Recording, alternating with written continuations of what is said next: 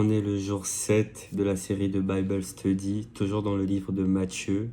Et cette fois-ci, on continue au chapitre 12. C'est parti.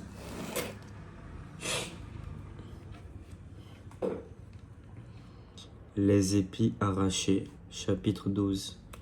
En ce temps-là, Jésus vint à passer un jour de sabbat à travers les moissons. Ses disciples eurent faim et se mirent à arracher les épis et à les manger. Ce que voyant les pharisiens lui dirent: voilà tes disciples qui font ce qu'il n'est pas permis de faire pendant le sabbat. Mais il leur dit: n'avez-vous pas lu ce que fit David lorsqu'il eut faim, lui et ses compagnons, comment il entra dans la demeure de Dieu et comment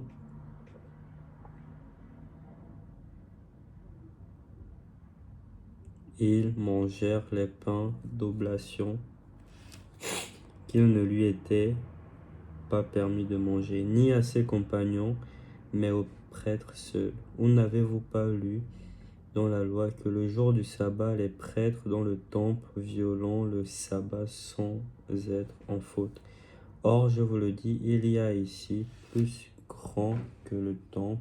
Et si vous aviez compris ce que signifie: c'est la miséricorde que je veux, et non le sacrifice, vous n'auriez pas condamné des gens qui sont sans faute, car le Fils de l'homme est maître du sabbat.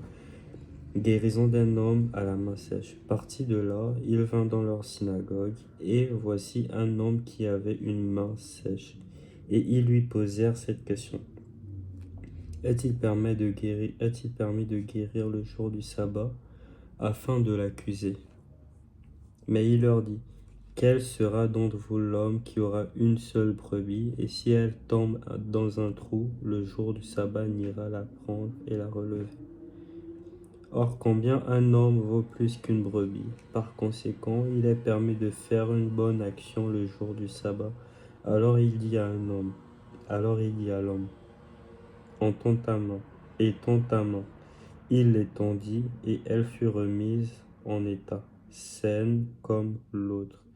Étant sortis, les pharisiens tinrent conseil contre lui, en vue de le perdre. Jésus est le serviteur de Yahvé. Verset 15. L'ayant su, Jésus se retira de là. Beaucoup le suivirent, et il les guérit tous. Et il leur rejoignit de ne pas le faire connaître, pour que s'accomplisse l'oracle d'Isaïe le prophète. Voici mon serviteur que j'ai choisi, mon bien-aimé qui a toute ma faveur. Je placerai sur lui mon esprit, et il annoncera le droit aux nations. Et il ne fera point de querelle, ni de cris, et nul n'entendra sa voix sur les grands chemins. Le réseau froissé, il ne le brisera pas, et la mèche fumante, il ne l'éteindra pas, jusqu'à ce qu'il ait mené le droit au triomphe. En son nom, les nations mettront leurs espérances. Jésus et Belzébul.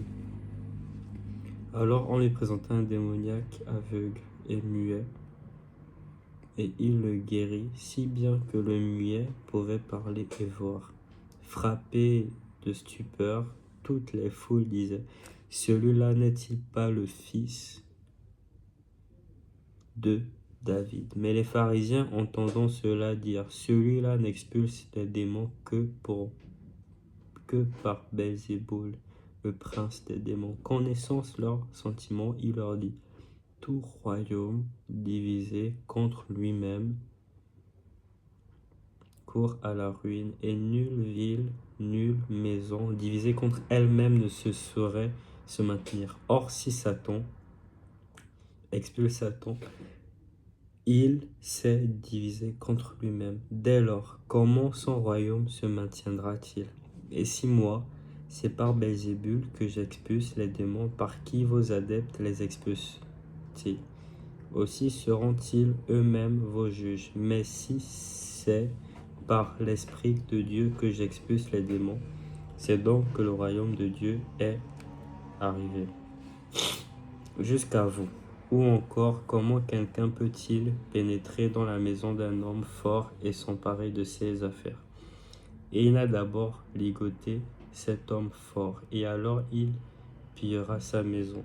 Qui n'est pas avec moi est contre moi, et qui s'amasse pas avec moi disciple. Aussi, je vous le dis, tout péché et blasphème sera remis aux hommes, mais le blasphème contre l'Esprit ne sera pas remis. Et quiconque aura dit une parole contre le Fils de l'homme, cela lui sera remis. Mais quiconque aura parlé contre l'Esprit Saint, cela ne lui sera remis ni en cet âge ni en l'autre. Les paroles font juger du cœur. Prenez un arbre bon, son fruit sera bon.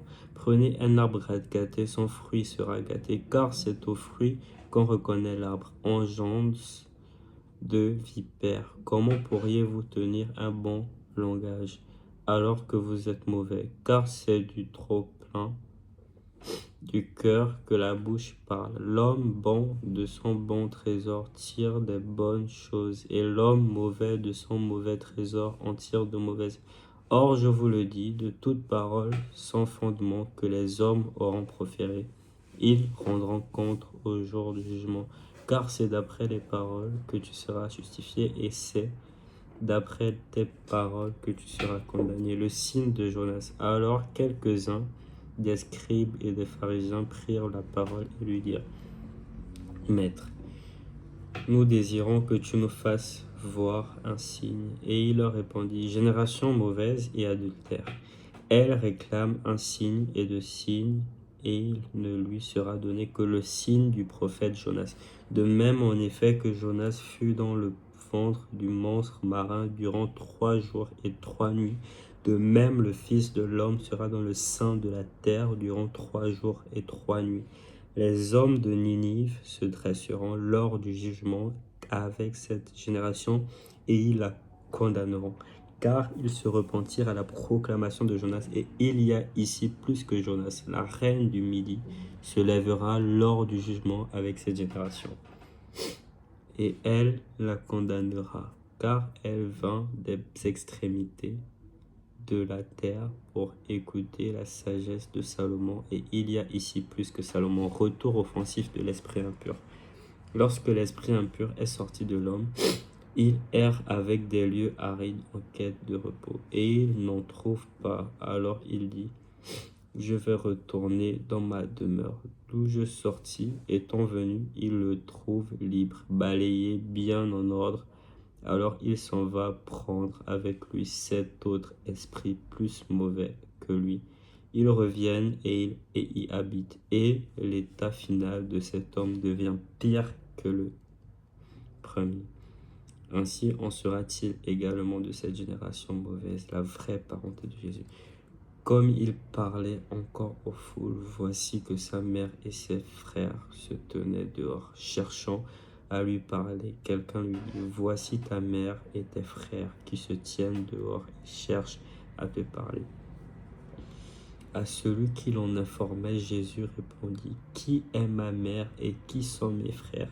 Et tendant sa main vers ses disciples, il dit: Voici ma mère et mes frères, car quiconque fait la volonté de mon Père qui est aux cieux, celui-là met un frère et une sœur et une mère. Fin du chapitre 12.